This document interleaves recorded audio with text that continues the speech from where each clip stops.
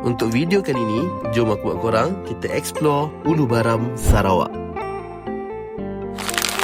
Dari KLIA ke Miri Airport mengambil masa 2 jam je. Untuk first checkpoint kami adalah Meritz Hotel. Hotel ni berada di tengah-tengah bandar Miri tau. Sangat selesa dan boleh nampak sunset dari sini. Next, untuk dinner, kami makan di Uncle Puyi Cafe. Kedai dia luas tau. Boleh makan luar dengan dalam. Masakan seafood dekat sini memang power-power. Ikan siakap steam halia dia memang sedap. Tak lupa juga udang bertemik, medin, cangkuk tumis telur pun ada. Overall, kedai ni memang puas hati. Next, tibalah hari untuk kami bergerak ke Ulu Baram. Perjalanan ke Ulu Baram mengambil masa 3 ke 4 jam macam tu. 1 jam di atas highway dan selebihnya off-road. Untuk korang yang suka rasa pengalaman baru, memang kena try.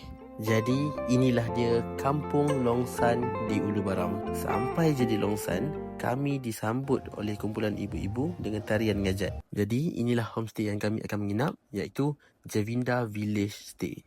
Ni owner dia, Akak Linda. Sebelum tu, kami lunch dulu. Lepas lunch, barulah home tour. Ini adalah bilik kami. Vibe-vibe kampung yang sangat nyaman. Okay, next. Sampailah part yang paling best untuk hari ini adalah village tour. Kami dibawa ke satu rumah panjang untuk merasai keindahan budaya di Sarawak. Kami disambut dengan tarian ngajat Sagaleto. Kami juga berpeluang untuk cubanya sendiri. Ada juga yang belajar alat muzik mereka.